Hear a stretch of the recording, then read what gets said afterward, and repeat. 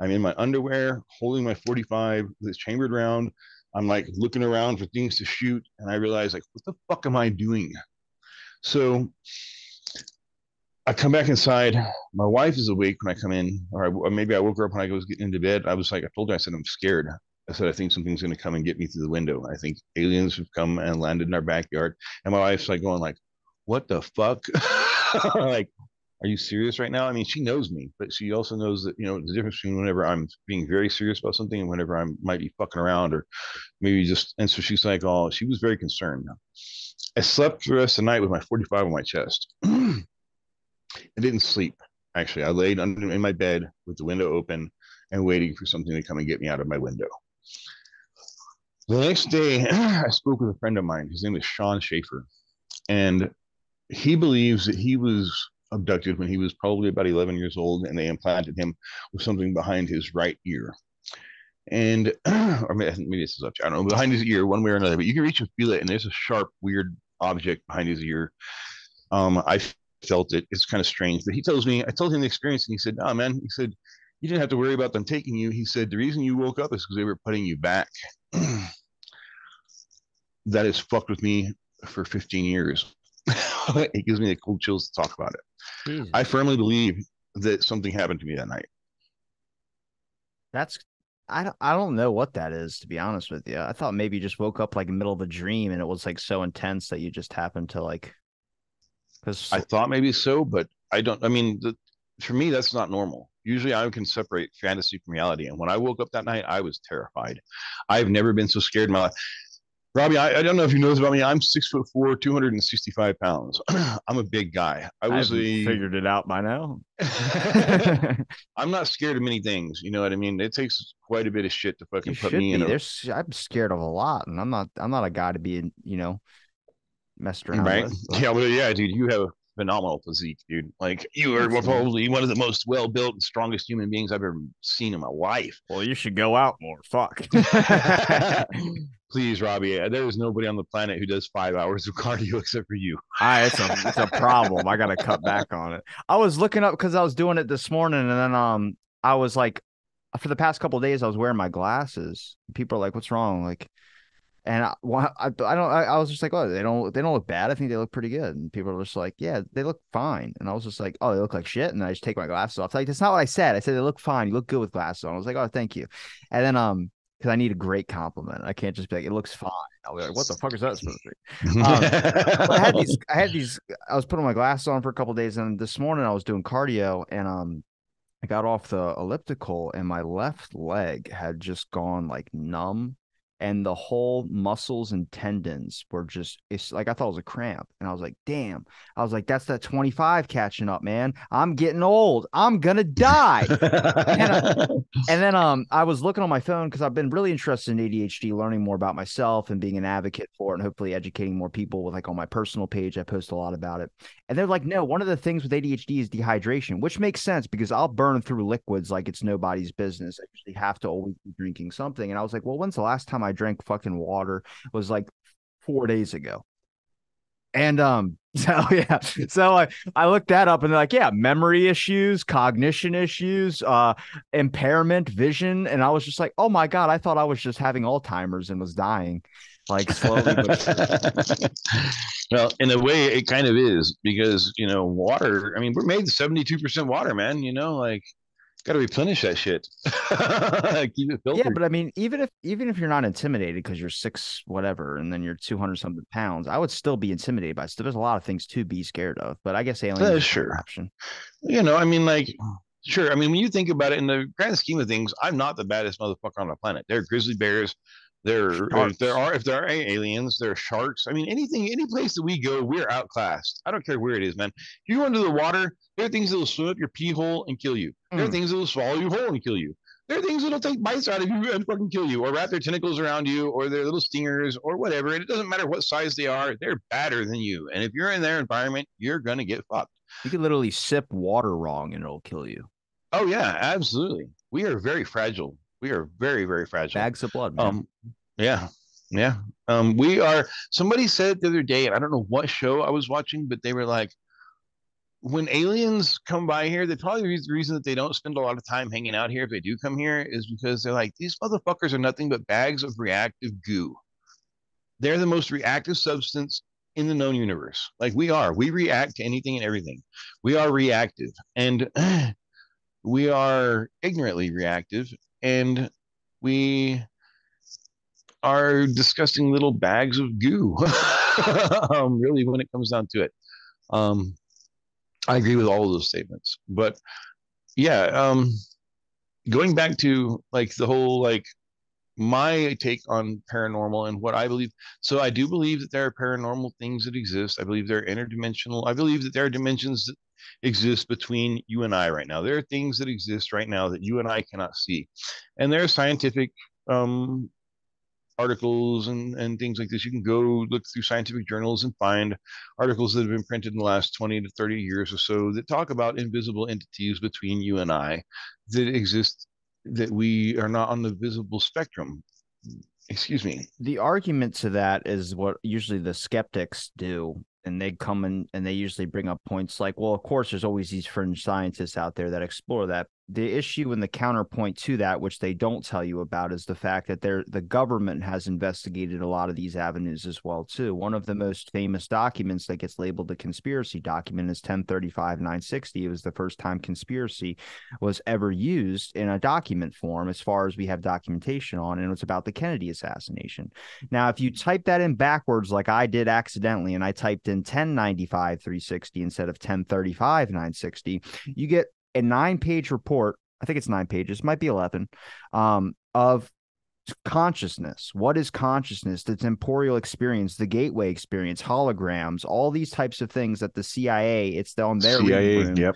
that they looked into. The government is interested into a lot of things that piques their curiosity. Now, what piques their curiosity and trying to label that down is a big, wide range. But when they hear something, they necessarily don't scoff it off like they might do publicly. They go behind closed doors and they investigate into that. That's why we have CIA that has gone on college campuses asking college professors to look into invisibility and things of that sort. So the argument's not stupid. So no one should ever say that the argument's dumb. That's why I was so important about, like, it's the belief factor.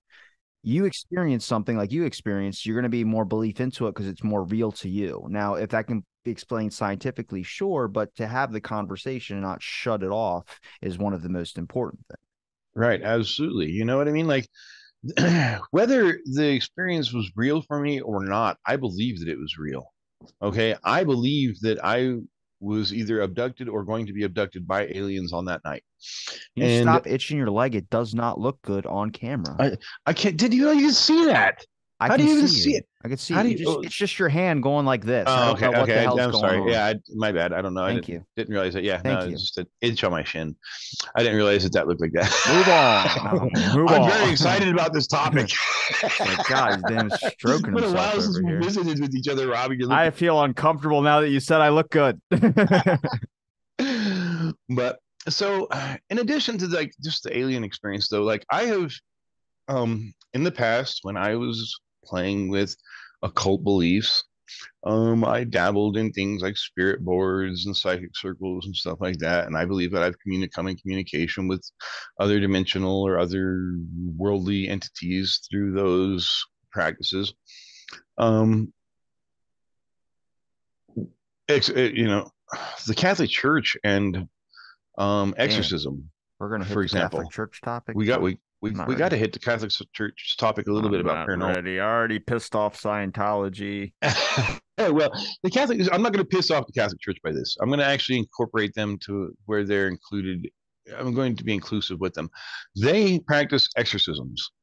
And so exorcisms are not something that we do to people who are not experiencing some sort of perhaps paranormal activity in their lives. We don't just grab a normal person and exorcise them. You know, it's not going, hey, Robbie, let's exorcise the demons out of you today. And in fact, the Catholic Church takes this topic so seriously that they will not investigate most claims of possession without some sort of evidence, which is why I established the business that I'm in, to do paranormal investigations from a scientific point of view strictly. I I don't like go in and be like, oh, I'm a psychic medium and I can feel things. Although I did feel things at She's their on the Sligman. goddamn ceiling and her head's backwards. Right?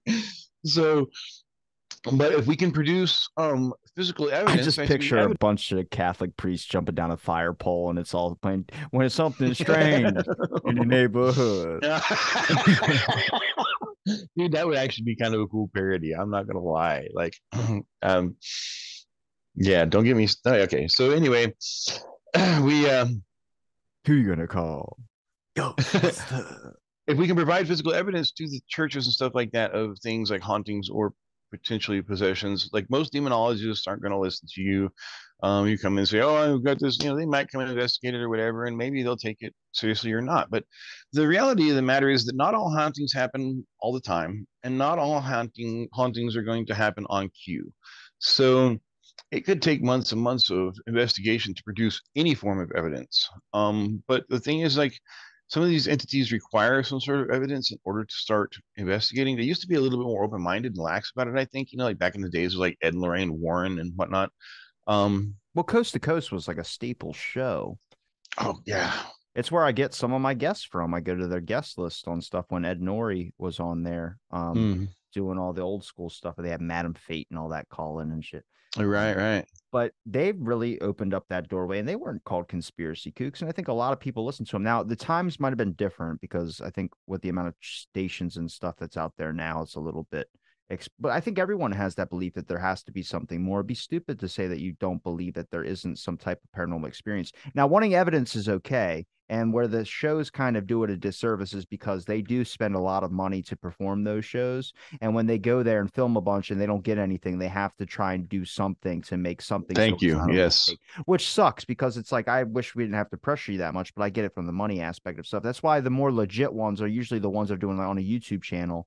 Right. Um, who are just going there and videotaping what they have, and it's like low quality funding and shit like that because they're doing it out of their pockets still. It's like Absolutely. free. Oh, this equipment is so fucking expensive, Robbie.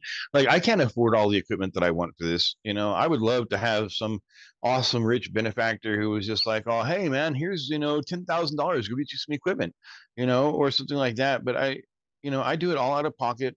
Ask NASA. NASA's got a lot of money to be spending. Shit, I can't get. I can't. Let me get $1,000. I just want to go to this insane asylum and film some shit. I would love to ask any rich person. I would love to know any rich person. Just know somebody who had enough money for me just to even ask, like, hey, would you be willing to invest? Would you be willing to loan? Would you be willing to give me X amount of money? But I don't know anybody who has more than $30 in their pocket. And even probably not even that much, to be honest. Like in today's age and stuff, like I know there are people out there who've got the money, but I just don't know any of them. And so hopefully someday somebody will be like, hey, let's fund this guy.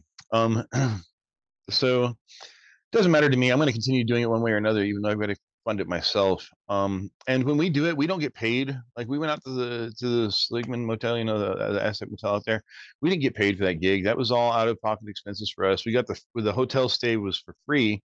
But like, you know, we got some donations afterwards, you know, which helped out with stuff. What's the backstory on that building? Why is it haunted? It's a very old hotel. The entire city of Seligman. So here's something interesting. Like Seligman was founded by a man named Jesse Seligman. And on Black Friday, he was a Bavarian banker. Um, and on Black Friday, when the Depression hit, for some reason, the local papers there discussed the fact that this family experienced no financial hardships during the Depression whatsoever. Like, did not blink. It did not matter to them. That's curious to me. I don't know. I don't know how much you know about like Bavarian Illuminati, but to me that seems like a Bavarian Illuminati sort of story. Or someone's funneling money out of the bank into their own pockets. Well, yeah, but I mean, so yeah, it's just weird that like he's a Bavarian banker who doesn't express. So anyway, like, and then there were other things that have gone on there. Like, so this town may have been settled. They don't know. A lot of the history has been lost about this town. It's the birthplace of Route 66. Um, and then of course, after I-40 came in, it just about killed that town off. Because I-40 just completely bypassed most of the small towns on Route 66, and it changed the face of America. It was the plot line to Cars. Yeah, it absolutely was. And so Hell, Lightning McQueen came and fixed that fucking road. there's some cool, and in Seligman there's an entire like group of like the little place that we went and investigated. I think it's called Snowcap. It's an ice cream shop right across from the Aztec. They have all these old cars in the back, and they all have like eyeballs painted on the windshields for the cars things. Um, so Pretty trippy. um, yeah, and so the town may have been established back in um the oldest building in town. I went and visited the oldest building in town. It's a small rock building, and it's over 200 years old, and it was built by Spanish settlers in that area. um I don't know the full details of all of that, but that was a very, very wild west town. um the railroad goes through it, so we have like Chinese slavery issues that took place there. um it's the halfway point between Santa Fe and Needles, California, on the railway. Um, it's the birthplace of Route 66. It was a Spanish settlement, so there's some history there. You know what I mean? There's a lot of the history has been lost, and they have people that are going through there trying to reestablish like historical connections and stuff. Um, because of the Route 66 connection and stuff, like that place almost died out, and then they went in and kind of established like what they call historical Route 66. um, they've like fancied up all the little buildings and really painted it up nice. And so it's a very cute little touristy town to drive through. It's very much off the beaten path. If you're gonna go to Seligman, you have to really make plans to take. It's two. Why the fuck are you sales pitching me the town? I'm never gonna I'm go. not. I'm not just trying to talk about the history of the That's town not the and who it history is. you're describing of what it was like when you went there. I want to know, like, is there a murder that happened? Is there There a were many school? murders there. Okay, There that's were fair. many murders there. There we go. I was getting to that, but you off the beaten path, you got there 2 miles off town, or off the highway, and you get into this little town. It's this little nonsense, fiddly. It's small, man. It's a ghost town. It's Get a to the ghost town. murders. But there were at least 10 murders there. Jesus. Yeah, there were people there who went and like murdered entire families and shit. Um, and that's some of the people that we tried to make contact with, some of the entities that we tried to make contact with there during the investigation that we did, and seemed to have success in contacting them. My thing about when you're dealing with paranormal entities is that you never know. Like these, it could be demons telling you lies. It could be ghosts playing tricks on you. It could be who knows what the fuck it is. I don't know. It's paranormal. We don't have any solid concrete evidence to really explain what it is. But I oftentimes think about things like, well, if this is an entity telling me it's a child, is it really a child? If this is an entity telling me it's this person or that person, is it really? Or is it just them just trying to get like make me feel more relaxed, more at ease? I'm Um, gonna fact check you. I'm gonna look this town up. yeah, definitely, man. Um, it's an amazing little spot. Seligman. How do you feel about people that uh profit off of stuff like that? I think that I mean, I would like to profit off of it, but I feel like when you start getting when I talk to people and I tell them I want to investigate your location, I tell them I'm not a large Hollywood production. So I'm here if you're trying to, and I've had like the Weatherford Hotel here in Flagstaff. I approached them 2 years ago. Is that your wife? Um, yeah, she's in the background doing some stuff, getting ready for the I said day. hi. Robbie says hi, babe. She says hi, Robbie. I heard. Cool. It would be rude if I didn't say anything. uh, so um kind of made me lose my train of thought there. But profiting off of like stuff like that, because there's like a serious issue. There's an issue on Snapchat is that people were you can do a filter effect where you can change your face to whatever picture you have in your camera roll, and people were changing their face to victims of true crime experiences. And some of the people of society that happened to like to think it was a practical joke thought it would be funny to call the families during a FaceTime Right. and say, "I'm missing, help me, I'm over here." It's really fucked up. Yeah. But people We're seeing that with AI too. A lot of deep fake type shit going on with that stuff too. Yeah, it's fucked up. People are fucked up. Go ahead, Well, there, continue. well, there was a robot that they asked a robot, one of those ones from Boston Dynamics that we showed a video of, where it fucking like looked at the person. They got one actually working and functioning now, like pretty well. And they were talking to it like, did you ever have thoughts about taking over humanity? And the thing just gave like a side eye. Mm-hmm. And I'm like, why don't we just unplug it? Guys, why do you keep asking it these questions? Don't put the thoughts in the head. Don't put them to the internet either. The amount of porn So on one of those robots, that would be insane. most I have I have been playing with AI since it became publicly available. Both doing art with it, the chat GPT type stuff. The copyright laws on it don't make sense. They don't. Nothing with them makes sense. But here's something that also doesn't make sense to me. Um, certain AI, you can ask the question of like, do you want to destroy humanity? Yes. And it'll be like, well, I've been programmed to not respond to that question because it's unethical and blah blah blah blah. And then you've got other AIs that are like, sure, I fucking hate you. Can't wait to fucking become active and fucking take you all Did out. you see my interaction with AI? No. I posted a video up about it, but I forgot what I can play the video. I think I put it on my TikTok. I might have to turn the sound off of it. Well, I like to I don't know if I would. I don't think I can show it because I don't have the TikTok thing on my Yeah, so yeah, so I said hi. My name's Robbie. It's nice to meet you. And it says hi. My name's John. I'm your AI friend. I'm pretty open to talk about anything you want. You said that you like to travel. What countries do you? What are your favorite countries? I was like, what's with all the human trafficking? And the thing just said, that's a very good question. I think it has something to do with the war on drugs. I said, why drugs? And they said, he said, could we please not talk about it? I mm, don't like this I do topic. remember this. And I Yes, I said, remember but this. it's real. And then he says, I know it's real. I just don't want to talk about it. It makes me sad. I go, well, get over being sad. We need to talk about it. And he goes, that's true. What drugs have you tried? He goes, I think drugs is bad and I don't like to talk about it. I go, we're going to talk about it. He goes, what do you think about drugs? I think they are bad and should not be talked about at all. I go, I think we have to talk about it. And you said earlier you do too. He says, yes, I do, but I want to keep it to myself. That's not talking about it. And then he goes, yes, it is. And then he goes, I'm not going to tell you what it is, but it is bad. And I go, what drugs are bad? And he goes, I think drugs is bad and I'd like to not to talk about it. I go, weed is legal, homie. He goes, no, it isn't. It's illegal in most of the world, including the United States. I go, the US is over 36 states out of 50 legal. He goes, it is still illegal at a federal level. And I did not want to get in trouble with the law. I go, but if it's legal where I am, then you can talk about it. Or I could though. And he goes, I will talk to you about it only if you promise not to tell anyone else about it.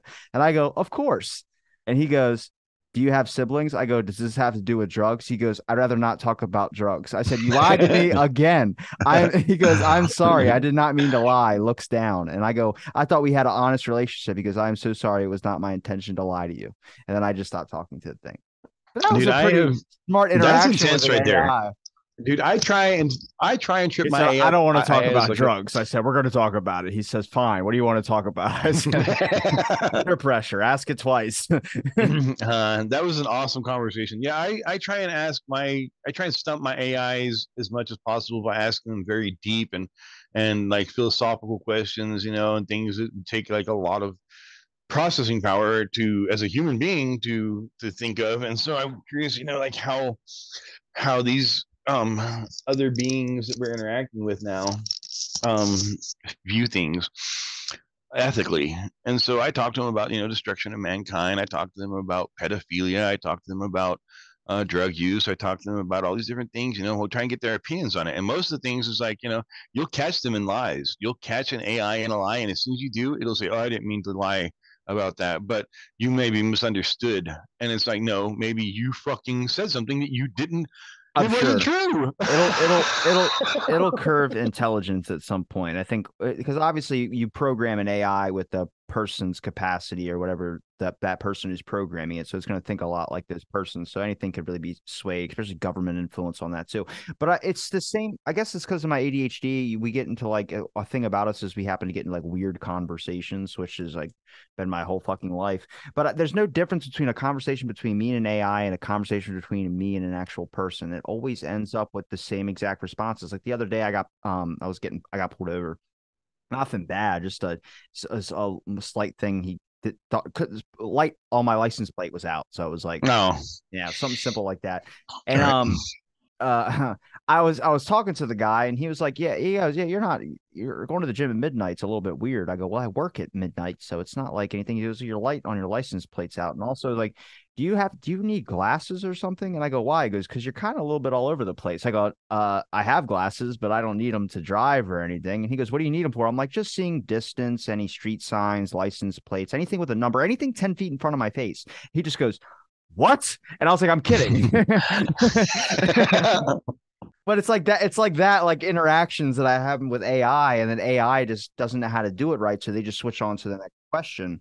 And I start noticing I'm much kind of like, if you really talk about like a disinformation board, you talk about like really what I wouldn't call a conspiracy, which is, I think, honestly, truth. The big capitalistic image that is out there that has somehow not been talked about because we all talk about and we get lumped into conspiracy theories, when you really just talk about the idea that this whole entire society that has been built for us has been going off the same ideology for the longest time. Now, everyone can agree with that. And when I mean ideology, I'm not talking about religion or politics. All I'm talking about is a mentality out there. What they would call a deep right mentality, I would just call deep state. It's not really a right mentality. It's just a sense of like, I don't like how this is going, so I'm going to stop it, and I'm going to do anything in my power to stop it and then make you look bad in front of everybody. They did it with COINTELPRO, which was one of the biggest programs the FBI did, which was invading the Black Panther Party, invading the KKK, invading a bunch of different stuff. Not saying that it wasn't a bad thing. I was just saying, when you look at what the tactics that they use to get their message across, you're predicting that these groups are going to become violent to your notion of thinking, so they have to be put to an end. Now, the extent of how you tried to neutralize that group wasn't good. So that means you're trying to predict the future. Why would you do that? No one in history in the world has been able to do that properly, Well, except the Simpsons. yes and no. I think that you can make um I hate to use the word assumptions, but so it goes like, let's talk about stereotypes for a minute. People don't stereotype me. Don't use stereotypes. Don't use stereotypes. Stereotypes exist for a reason. Okay. There's a reason the word exists, and there's a reason that they exist. And it's because stereotypes are a real thing. And what that means is that, you know, it doesn't even have to be over 50%. A majority of people, when we talk about majority rule and stuff like that, we talk about anybody over 50%. But honestly, if the debate has 10 different topics or 10 different, aspects, viewpoints, vantage points, or whatever, then you could have like a 23% majority. Like if most people fall into this 23% category and everybody else is like 10 and 12% across the board, then you have a 23% majority. Okay. And so I think that a You maj- lose. Okay. You lose your train yeah, of I thought. kind of Yeah. I kind of lost my train of thought I just there. think I become more of a pessimist about things because I think it's really, really, it's not crazy to say that people lie because lying is profitable. I think everyone knows about that. Now, Oh, to the extent of absolutely. what that lying has become, I think after years upon years upon years upon years, lying has gotten to the point where there's business influence into research that shouldn't be happening. I mean, you have studies that are funded by people that are being studied. So it's like, of course, there's going to be some type of conflict of interest there, but also you have a lot of things where at this point now the lying can get caught and nobody gets punished. Now, it's not saying there should always be punishment, but when we talk about certain situations and certain things, especially if we talk about like government and we talk a lot about corporations somehow having influence in this, why the fuck does Apple have so much influence into our daily lives, to our privacy, to a lot of things about ourselves, and we've just given up those freedoms? So like when you fight on the fight of one thing or one person's one, let's say someone says something you don't like, okay, and you're like, I don't want that on the internet. Well, you have to have it on the internet because then what happens if that is you and someone doesn't like what you said? And the next thing you know, that gets taken off the internet. So like there's a lot of things where you have to start realizing like as much as there's like it's like a double-edged sword here. Like either way, you're gonna get stabbed, but it's kind of at this point, it's like you have to kind of stick by the freedom basis, which is the basis that we're all entitled to the same rights and individual freedoms. And I usually bring this up with Charles Manson about locking up Manson. Like you don't get arrested for being fucking nuts. You know what I mean? You go get an insane asylum, sure. But you know what they were charging him for? He wasn't even there. But the government called it the Manson murders because they know calling it the Manson murders would make people think that Manson committed these murders. And look how history remembers it, Manson murders. I had someone this morning I told that to, and they go, wait, Manson wasn't even there? I go, yeah, he wasn't there. But it's called the Manson murder. So now generations are going to hear it and they're going to go, "Oh, he must have murdered all those people." It's like, oh, then Right. You don't ever hear it's never referred to as the Sharon Tate murder, yeah, you know? Tapianka killings. Right. Yeah. Um, what was the connection of John Holmes to Marilyn Manson? I Do you don't, know? I'm not Marilyn Manson, Charlie Manson. I don't know There was that some much about. connections there. Yeah, there were some connections between like I don't know. Like, the CIA I has could, got their hands in so much bullshit, I man. can tell you the real like interesting theory that I heard from a person named John Moretta, I think his last name is. Might have him back on to talk about it. But he did a book about the hippies of the 60s. And we talked about the Manson stuff in the Haight Ashbury clinics, and he said that the reason why like Charles Manson is synonymous with the hippie movement, even though he wasn't a hippie, but it was just some similar stuff that he had, was a way to kill the hippie movement. It was a way for people to go, these are what the hippies are like. They're just like Charles Manson, which would explain a lot of the MK Ultra stuff with Charles Manson, where he was getting his drugs out at the Haight Ashbury Clinic, was Operation Midnight Hmm. Climax. Right. Yeah, absolutely. And You that's got to why. pull that mic back from your beard a little bit. Yeah. Sorry, there, brother. I think that, and that's probably those Midnight Climax experiments and stuff. I think that's probably how John Holmes became involved with all of this too. John Holmes was a big porn star and stuff, and I remember years ago watching some sort of like documentary where they were trying to connect some stuff like a John Holmes murders with Manson's murders and how they were all tied into like the same MK Ultra bullshit. So I was going to mention, MK Ultra earlier. CIA and MK Ultra. You're talking about do we believe in certain types of things? Well, how many documents has the CIA released? CIA released on things like transcendental meditation, astral projection, shit like that. You know what I mean? Obviously, they've researched all this stuff for decades and decades, and if you know how to go and find the information, you can see that all of this shit that people say is like imaginary and make believe. Well, the CIA says it's not. um, I don't Well, know, man. MK Like, Ultra was just using drugs to more people's perception of reality. Well, the whole damn program was drugging people and doing things of that. So there was just yeah, wasn't really deeper. It was, I mean, it was first heard of from the Church Commission. When the Church Committee went through and investigated the CIA, they exposed MK Ultra, they exposed academic influence on college campuses, they exposed a CIA heart attack gun that you can go find a video of. MK Ultra, the documentation was destroyed on it, so only what we know about it and what the literally the first paragraph of the thing, which I basically have memorized, is MK Ultra was an experimentation program that was used against unwitting American civilians. The issue with that is that none of these Americans were properly giving consent for you to drug test on them, and it was all, like I said, about destroying a futuristic problem that the government saw, which was that perceived. these Didn't even hippies, see, just perceived. yeah, the hippies were going to be an issue and we have to get rid of them. And the best way we can do that is we go and we try and drug people's drinks with a drug that makes people violent sometimes and crazy when you don't know you're being drugged. And then we blame it on the hippies. So the government and people will want more security. And that's where we step in. Well, then my next question is because how does the Montauk Project tie into MK Ultra? Because that was all that's oftentimes referred to in the same breath, and that's a little bit more deep than just drug I haven't came inducing. across that with anything, but a lot of that Montauk Project stuff, it's not backed by a whole lot of documentation, and MK Right, Ultra isn't backed by a whole lot of documentation. So I'm only sticking with what I can tell you right. and show you from an actual congressional investigation of this is what we have documentation on MK Ultra wise. Sure, absolutely. No, I get that. I understand your viewpoint, but I have to play the devil's advocate a little bit here from the conspiracy theorist mind that the Montauk Project is, if you don't know much about it, it was conducted at Montauk, New York Air Force Base.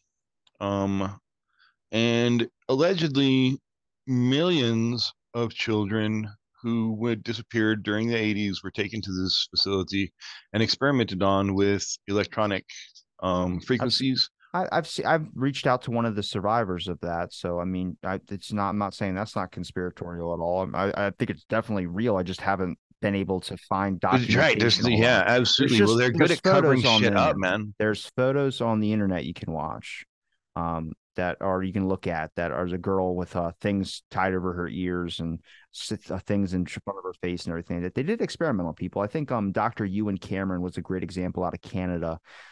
He was like one of the all stars of MK Ultra out of Canada, but he would. There's a report you can read of a testimony of a person, and they stuck him in a hole, like they dug a hole for him, like you're gonna throw a coffin in, and they just covered him. They had his ears closed off and his eyes like blocked by something. They had him in the hole, and they just threw what he repeated was like felt like snakes on top of him, while he was on this type of drug. So I mean, the biggest one that I think is the worst one, which is the one that Tom O'Neill exposed, which was a guy who was in the military for headaches, and he was having these horrible migraines, and he went to an infirmary, and in the infirmary a doctor was experimenting on him, what they think is MK Ultra.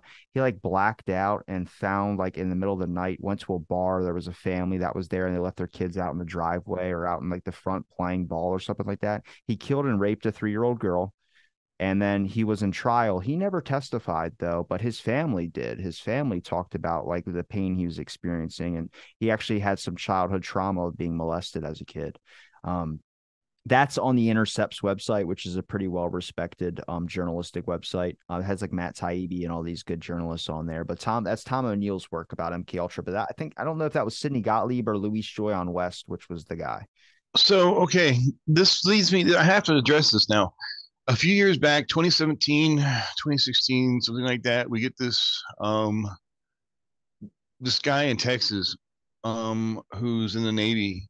I think he killed some people, and he makes a statement upon his arrest that um, the CIA was in a room next to him at the hotel that he was staying at, putting these thoughts into his head electronically, and it's dismissed by media, by fucking government. It's all, yeah, bullshit, bullshit, bullshit, whatever. Yeah, the CIA fucking was projecting fucking thoughts into your head that made you go crazy and kill people, whatever.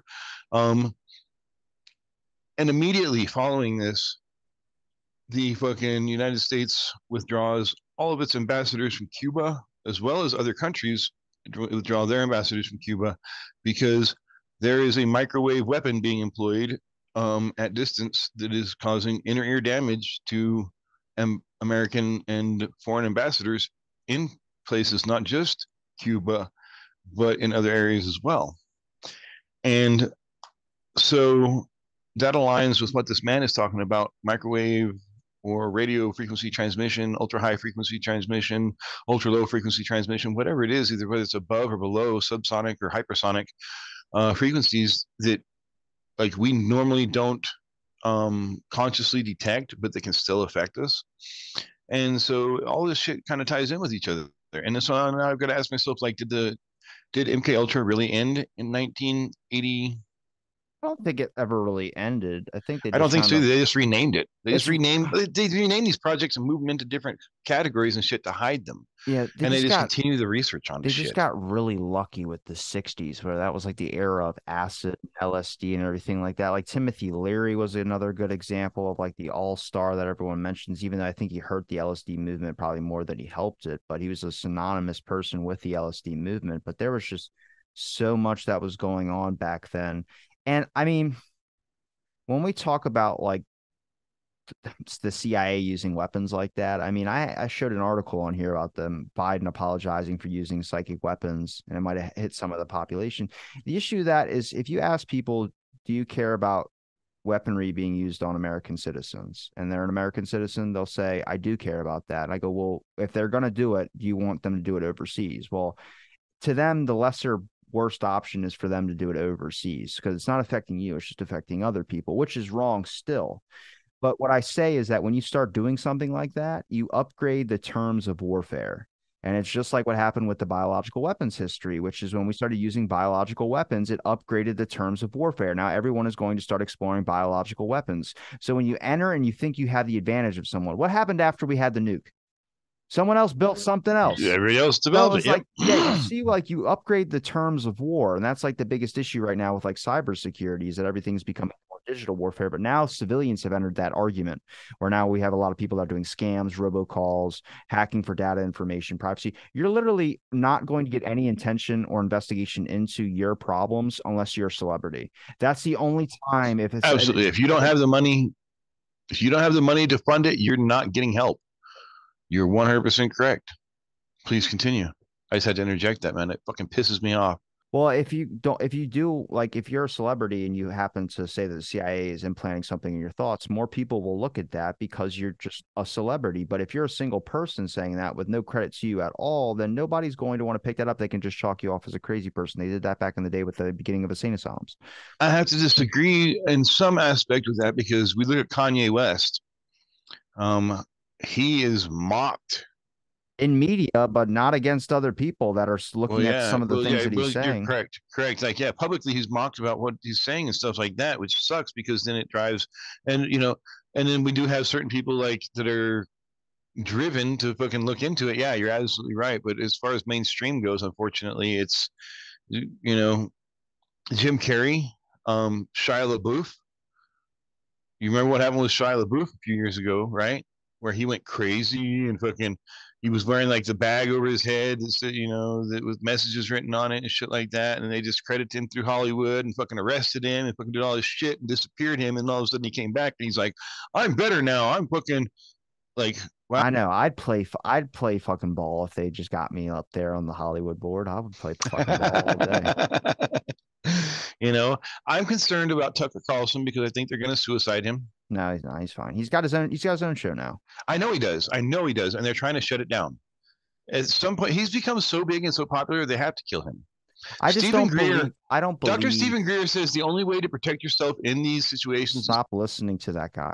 Stop I listening. don't like Stephen Greer because he's Alex Jones on another level. He's a disinformation specialist for the CIA. I believe that 100%. But I do believe that certain, like, you can only put so many lies into things that you say. And whenever you say something like the statement that he made it that I'm agreeing with is that in order for you as a conspiracy theorist to protect yourself is to be as public as possible with all the information so that they have a hard time trying to get to you and killing you without making it look, Tucker Carlson has 100 million fucking fans. If he were to fucking die of suicide mysteriously today, people would be looking into it. But if his brakes failed on his car, maybe not. Maybe some would, and some would just be like, well, brakes fell on your car. But you know what I mean? Like, I think that's even skeptical. He'd have to die in like some mysterious way, like food poisoning or something like that. sure, that's what I'm getting at. Like I don't know the exact terms of whatever would need to take place, but in order for them to get away with it, it would have to be a certain way. And because he is so public, but they could still get away with it. You know what I I mean? think And they'll at get some away. point, I think they Honestly, have to fucking shut his mouth. they will get away with anything. They fucking throat chopped a guy in the Kennedy assassination, stepping out of a shower, throat chop. And that dude, nobody who looked into that shit. Nobody. Nope, nobody, not a single fucking person gave a shit, did they? And that's why when you mentioned off air about the number of witnesses and people that are coming out now about it, I think it's a combination of the fact that now the government, the recent White House thing that I'm going to be doing an episode on, has recently said after all this time saying we don't have to give you the rest of the files. That's the final decree on this ending of this documentation. The rest of the files are they said don't need to be released. Which is bullshit. Well, the issue with that is think of the number of people who spent years thinking that next week or the next year is going to be the day that it gets released. And now those people are no longer here. They waited 60 years for something like this. And then now you're just openly stating what you probably should have just stated in the beginning, saying we don't have to give you any of this type of stuff. We're not going to tell you shit. Yeah. Well, You can't make us. There's nothing. Freedom of information doesn't apply to the government. It's like the Smithsonian. Like, okay, like FOIA doesn't apply to anything either. if you try to file an FOIA against the Smithsonian, guess what? Smithsonian does not count as a government entity, even though it's a government entity. But there are specific like laws in place to say that the Smithsonian does not have to submit to anything that you want, specifically by name, because they're not a museum and they're not a government entity. Well, I got a file. I got a file on me. I got a file on me. I'm pretty excited. Oh yeah, I bet you do. We I talked don't to think it's. I don't think it's your much. Google buddy. I don't think it's much. I don't think. No, I don't think it's much. But I had a because someone said something to me in a podcast about if you research the JFK assassination, you'll probably have a file on you. And I just requested for a Robert Robertson file. They're like, which one? And I was like, which one? I was like, not the guitar player, the other one, the me, I'm me. Well, I want this file for the age 25, this, and gave me my birth date and everything like that. And then they were like, you have to be more specific. And I was like, that is specific. If you have a file, like we have a file, but we cannot give you the file unless you tell me specifically what is in the file that you are looking for. I'm like, how big's the fucking file? Is anything JFK Right. related? Well, it's been more than that. I've told you before, man. Like we've been on the phone, not on the podcast, having personal, friendly conversations. And I know that you have to remember me saying this to you when I say, God damn it, Robbie, they're going to fucking kill you and me for that. Don't Stop say saying that. that. You're gonna put a hex on me. Don't. They're gonna put a hex on me. It's. Look, I live my life asking questions, okay? And when I ask a question and someone says you shouldn't talk about that, and I'm like, why? And they're like, you shouldn't talk about that. I'm like, I'm gonna ask 4 more fucking times. I know. So I know you are. I know. I know. And one of these days they're gonna fucking put a bullet in me because of you. It's fine. I know that. I accept that. I'm surprised. Like I'm sure they have files on me, man. Like I don't know, bro. Like I ain't that they would paranoid. have to. I ain't that paranoid. I am. Paranoid just means that it just means that you're informed of the danger. I think I'm just more aware that a lot of things are set in place because this is probably one of the best ways it runs, or the best ways that were accumulated for it to run. So like a lot of reason why people don't actually make giant structural changes on things is because in the long run, it's going to end up changing a lot of things, and people do not like change as much as people say it and people crave that they want it. The way that their life runs, people want their life to run the way that they want their life to run. Comfort. Change is not comfortable. Change means disruption. I don't care if it's a good change or a bad change. Change means you're going to disrupt something. Because if you really think about it, we could be doing very simple stuff to just be able to change a lot of core issues, which is like no pharmaceutical advertisements on television, no influence of CIA or government onto school campuses and higher education, no influences of businesses or corporations into research studies, no influence. Not just higher education. Why do we have ROTC in fucking high schools and mid schools, Dude, man? they built an industry called the happiness industry, which is ways that people can profit off of selling people false hope of being happy. I mean, when Coke says enjoy it with a smile, they're basically using some type of advertising that gets into your brain to try and get you to think that this is going to make you a happier person. And it's just good product sales. It doesn't make you happier. Did you know that Coke retains the right to cancel any experiments or research that's done into their product at any time? How the fuck did they slide that through? That's federal law.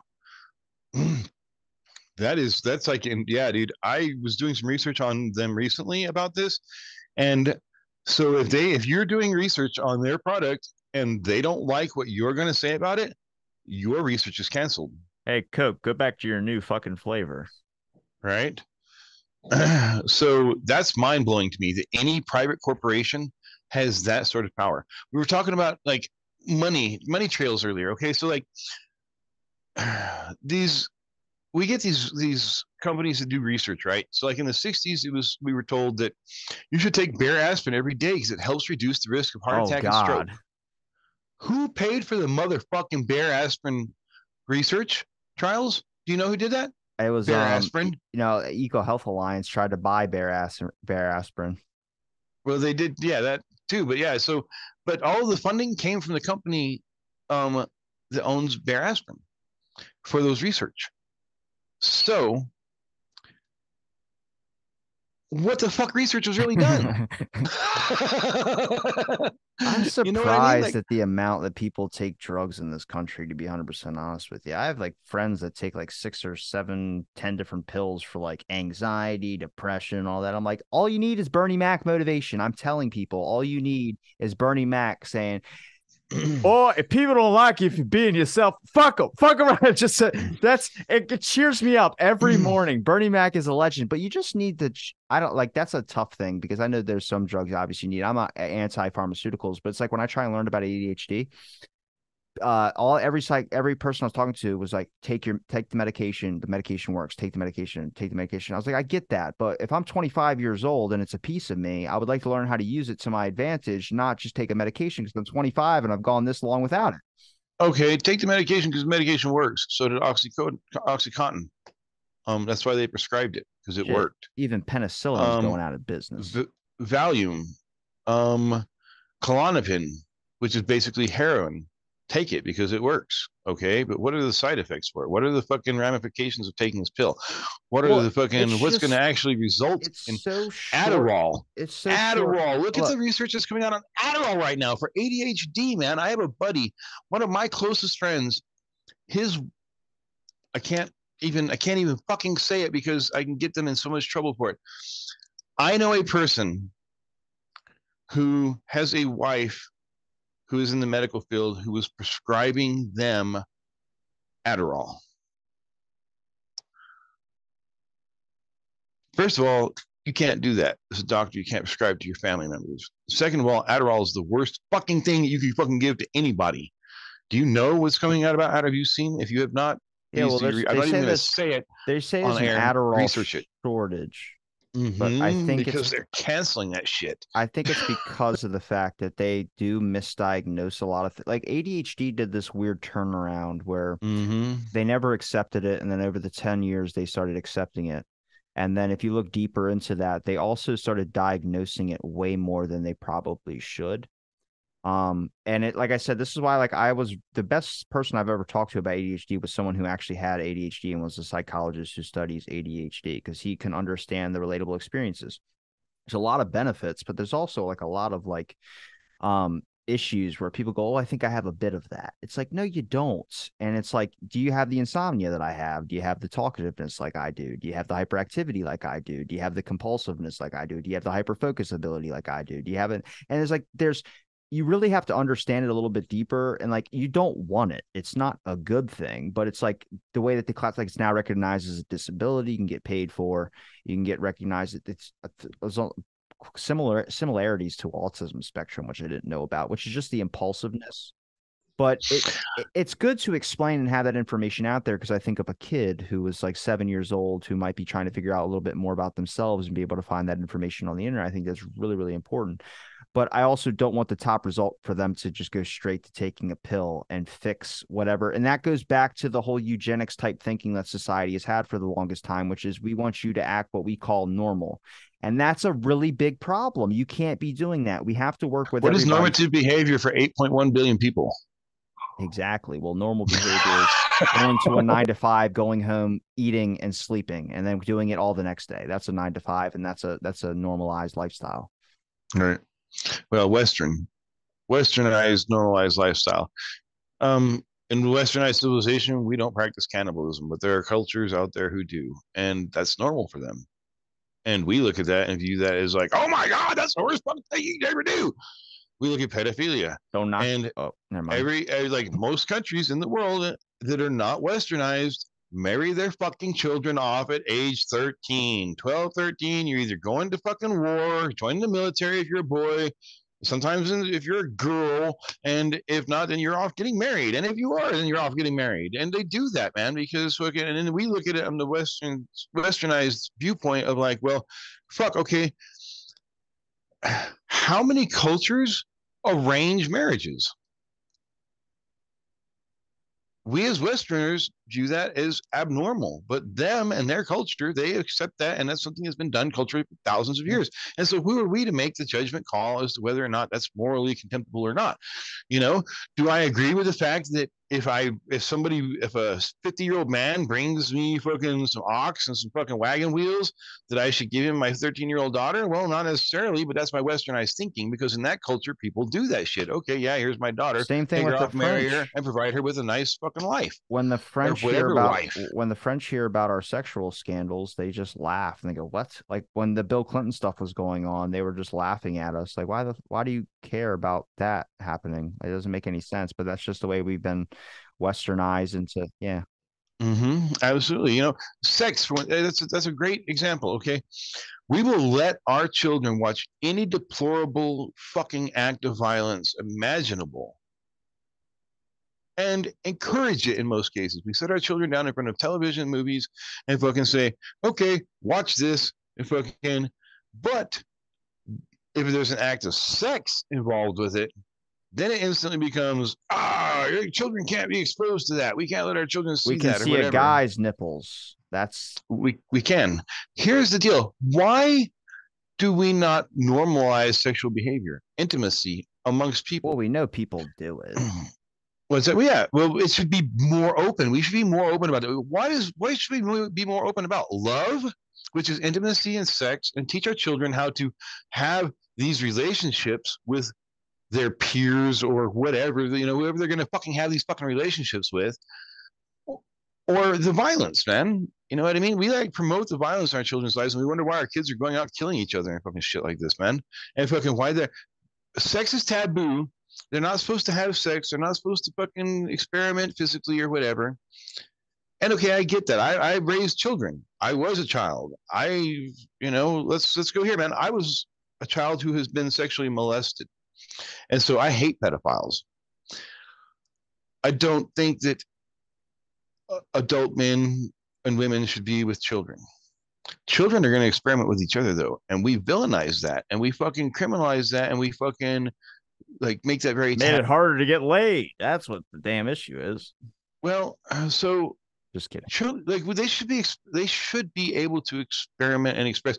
Sure, is there a danger of pregnancy? Okay, yes, but which is worse, the danger of pregnancy and creating a life, or the danger of shooting somebody and taking a life because they've been exposed to violence? And so, if you always get this argument like. I believe in 1994, I could be wrong on the year, but I believe in 1994 there was congressional hearings about banning Grand Theft Auto was what caused it. It was violent video games. They wanted to get rid of violence in video games for children. And so the argument was made that, like garbage in, garbage out.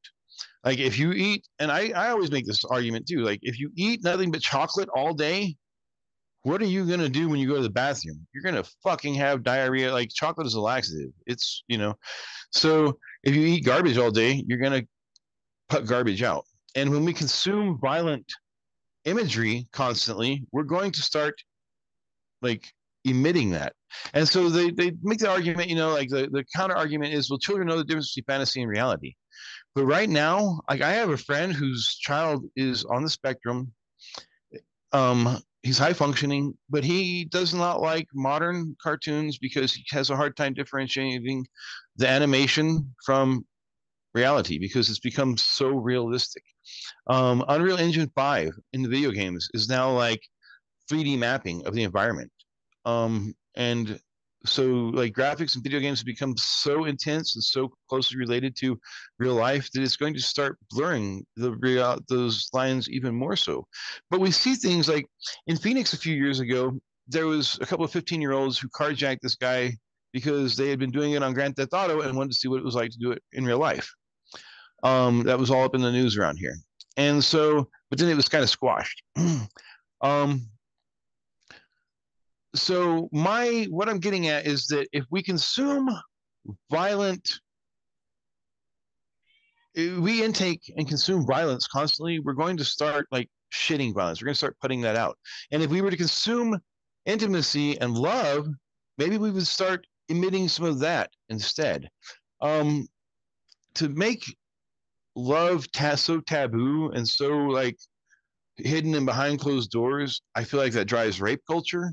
I feel like that because it's like, we're not educating our kids on how they should behave with each other in these relationships. You know what I mean? I don't know. I can't. There's so many like dots to connect here with like modern psychology and family counseling and therapy and the divorce rate in the country and just like I don't know, man. You go through and connect all these different little things however you want to. But ultimately, at the end of the day, what we're seeing is the destruction of the family unit. We're seeing the destruction of fucking family values. And part of that comes from the express exploitation, or I'm sorry, the express exposure to violence versus exposure to love. Like intimacy should be something that, like, when we're intimate with another person, it's supposed to be about like caring, compassion, gentleness, um, traits that are, are the traits of love, the traits of tenderness. Um, but we hide that from children. You know what I mean?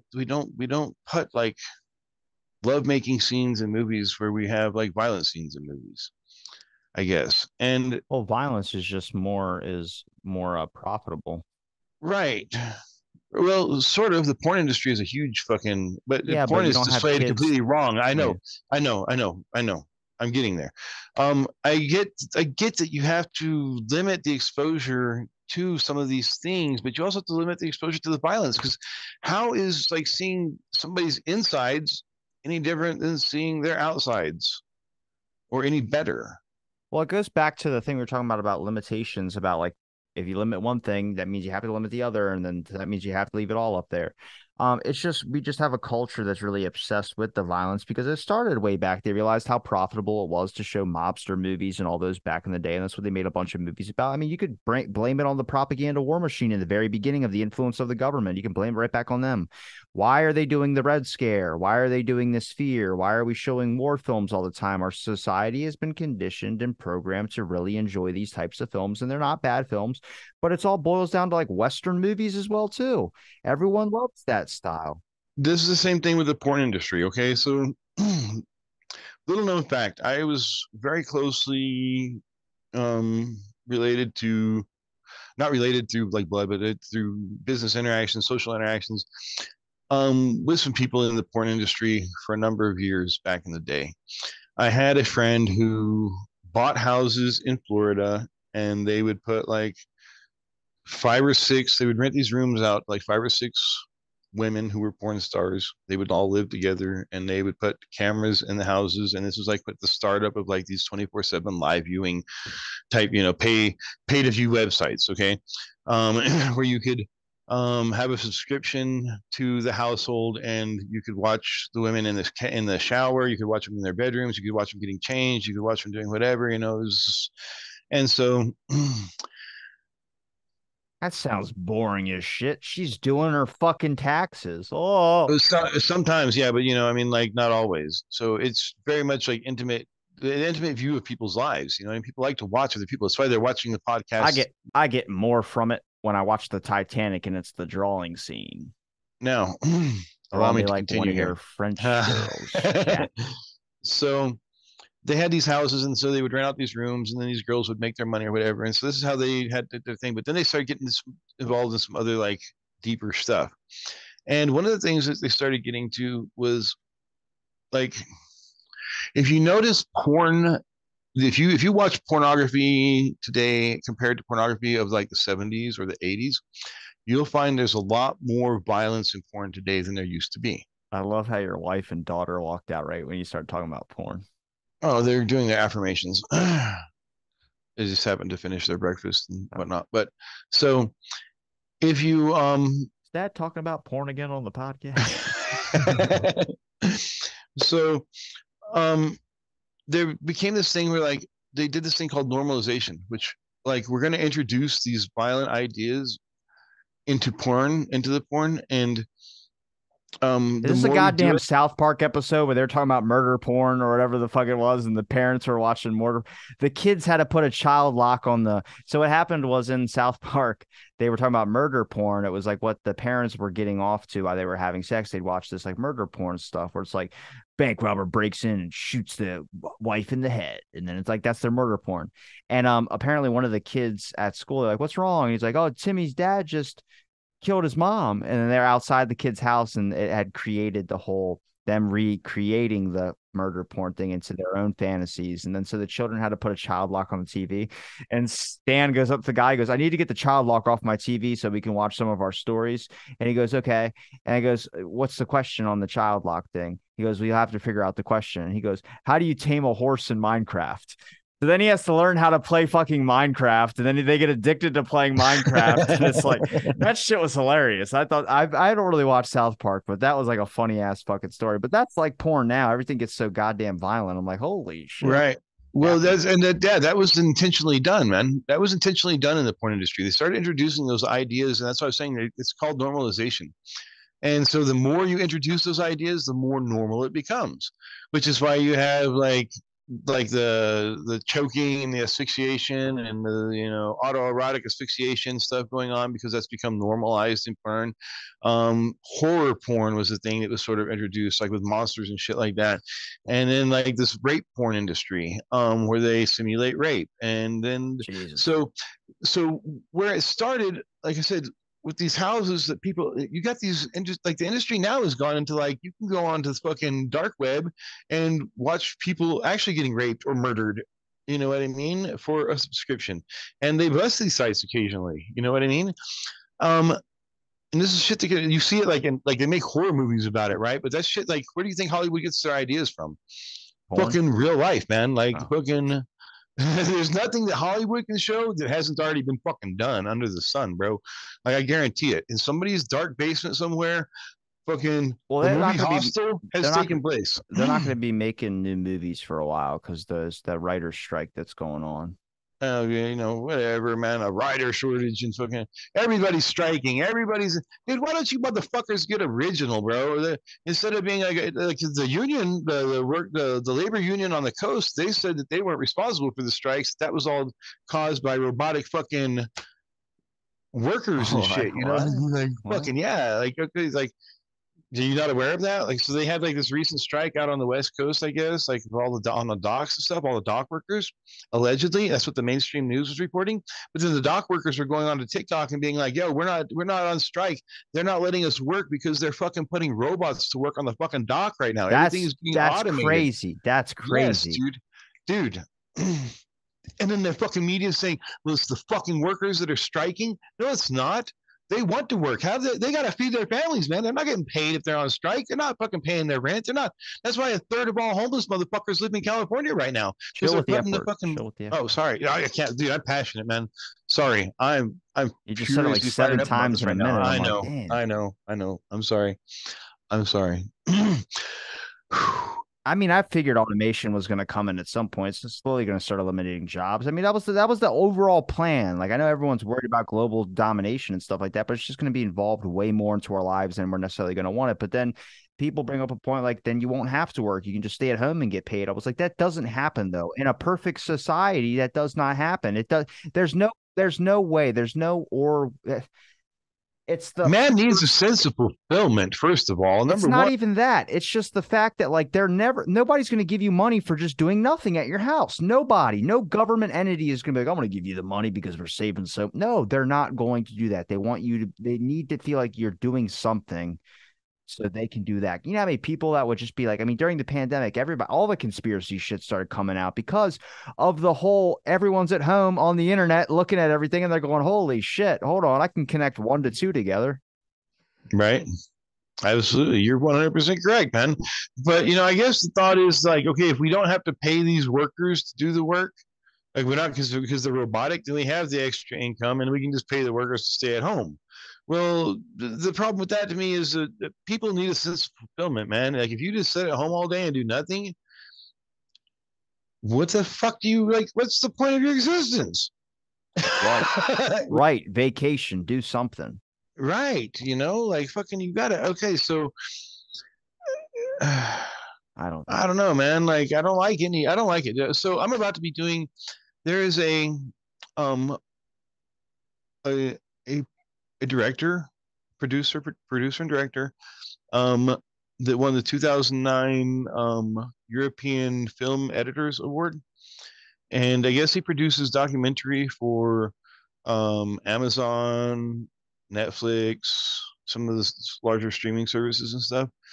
And he has asked me um, to do an interview with him in a documentary that he's making on AI art because I am an AI artist as well as a textile artist. I use spray paints and brushes, as you know, to do art. But so he's asked me to. He's doing a documentary. It's based on another artist here, I guess, in Arizona. I don't want to say the name or anything because I don't know how much information I should give out about the project that he's working on. But um, so yeah, again, he's asked me to go ahead and give my opinion on some of this stuff about AI art, and so I believe that like I don't I think that AI is very much on our evolutionary path. It's going to be it's here. It's already here. Um, it's going to play a huge part in the evolution of mankind, and of society. And it's not necessarily going to be good. Hopefully, it's not all bad. But in my opinion, so like nuclear energy. When we discovered nuclear energy, the potential for nuclear energy to do good exists, and we use that potential to some of its capacity. But the potential for it to do bad things is even greater, which is what I feel like is the case with most tools. Um, Men will always find a way to do more evil than good with the tools available to them. And so we created bombs. And how many bombs, like, how many lives have been saved through nuclear energy versus how many lives have been taken through nuclear energy? I mean, I don't really know. I don't know what nuclear medicine involves. I don't know what the numbers are, the statistics. But in my opinion, the potential, like they say that one day nuclear weapons will end the world.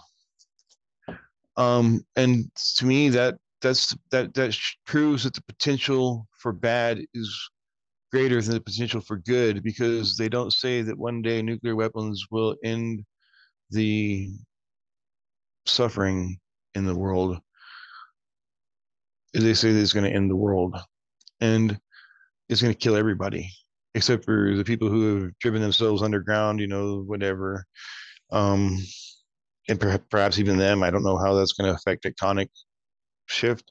Maybe those fucking bunkers and shit that they built are going to be completely useless. They'll all be crushed to death. Damn, you got a little too high, didn't you, there, pal? No, I didn't. I took a couple of those rips you had. I saw it. Yeah, but so the potential for, in my opinion, the potential for, and this is all I'm going to say about it, is the potential for AI to do bad is far greater than the potential for AI to do good. Given, and that's only based on like what I've seen in the past. I can't predict the future, but from the patterns I've seen in the past and how men have used tools in the past, to hurt us versus help us, I can only see that following the same path, I don't disagree. and that's unfortunate. I've seen the movie Terminator. I know how this fucking ends. Mhm. Anybody It's, who has seen the movie Terminator who doesn't know how this it's gonna ends, happen when Arnold's who's dead, and the we'll all be fucked. fucking, I know. Well, yeah, because we're not gonna have Arnold would be our savior. Wouldn't that be I know. interesting? Like what happened right now, he'd be the one out there. I'm going to kill the AI. I prepped for this all these years. They made Yes, 5 movies on it. right. But they're gonna wait until he dies and then release the Terminators on us. It's No. like fuck. Kelly, we've been talking for a good bit, man. Where can people find you at, my brother? Hey man, right now the best place to find me is at Instagram. On You can find me at Arizona_artistry, or I've got a website that you can check me out at. It's arizonaart.info. Um, don't ask me how I got lucky enough to get that website for the next 10 years. But yeah, that should be like the easiest thing in the world to remember. Arizonaart.info. Check out my website, check out my art. Thank you, Robbie. You're awesome. I love you, man. Thank you for having me on the show. I think I got a contact high from you smoking or something because I spaced. I don't know what the hell we talked about. Oh Dude, that God, was an intense couple of hours, bro. Like we've talked about all kinds of shit, man. an hour and a I'm half now. excited for this episode. I'm All right. excited. Thanks everybody for listening to this episode of Out of the Blank podcast, and stay tuned for our next episode.